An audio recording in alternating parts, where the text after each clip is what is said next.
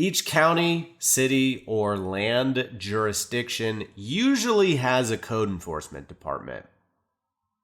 Code enforcement aims to enforce zoning ordinances and really just simply aim to keep people safe.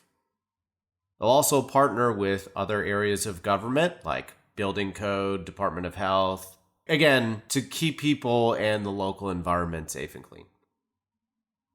While this all sounds great in theory, in practice, code enforcement can be your worst nightmare.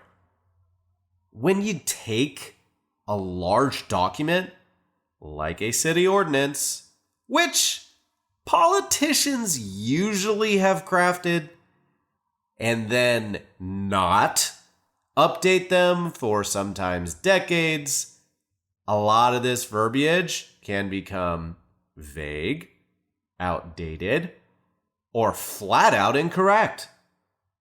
For example, the difference between the word vacant and abandoned can mean the difference between losing a vacant pad and keeping it.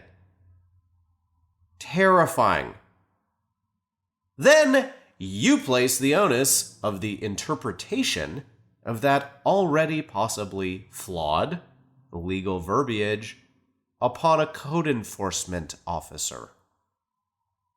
As you could expect, these code enforcement officials do not attend law classes, do not take the state bar exam, and generally speaking are underpaid.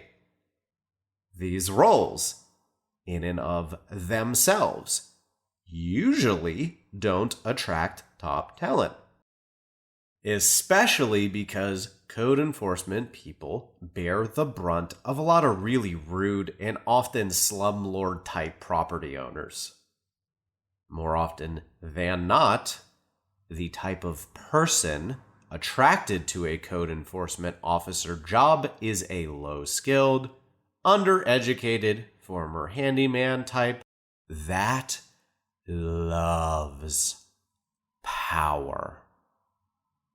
These people can sometimes just be too afraid to be a cop, but are still in love with bossing people around and feeling empowered and in charge. Worse, since their job is to obtain compliance, they often use verbal threats. They can be so ugly with it.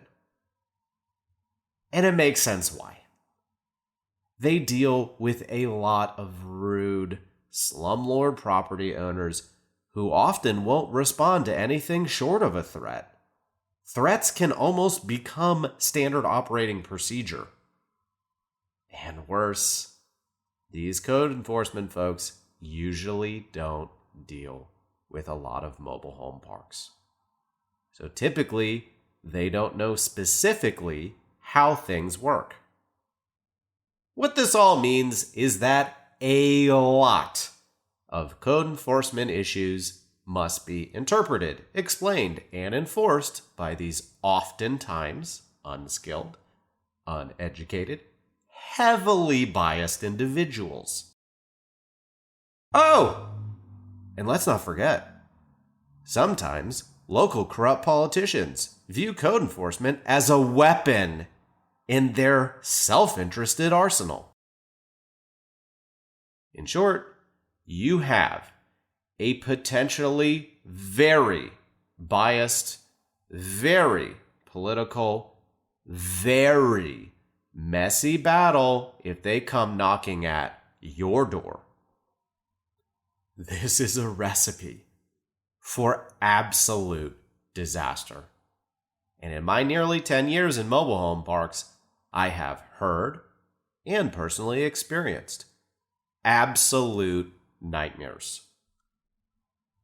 I could make an entire episode out of the silly stories stemming from heavily biased, heavily uneducated people with way too much power. I've seen code people literally make up laws and rules.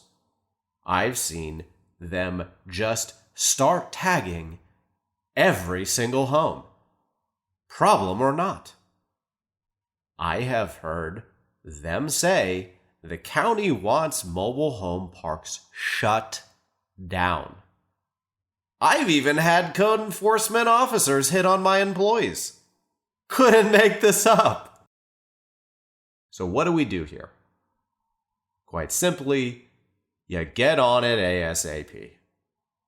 Usually, code enforcement folks just want to see compliance.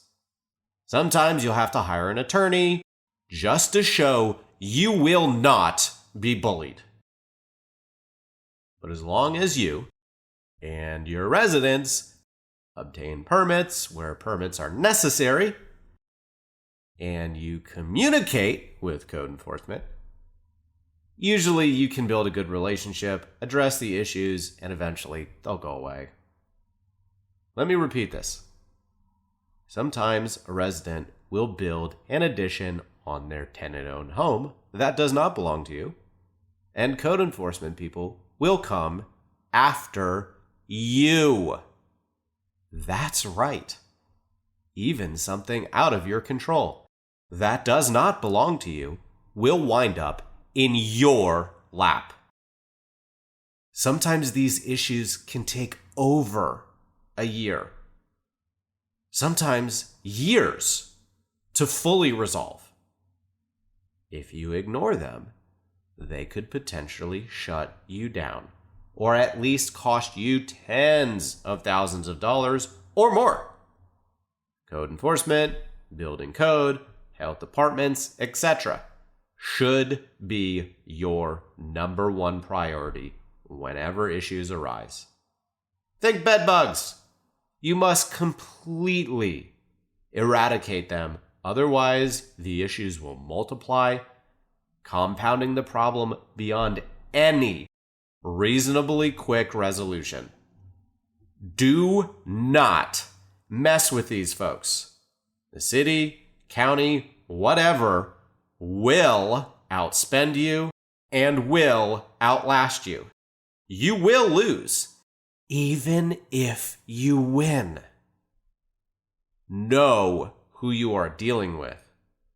Get in their good graces. Build rapport. Do not be shy to hire an attorney. And most importantly, move quickly.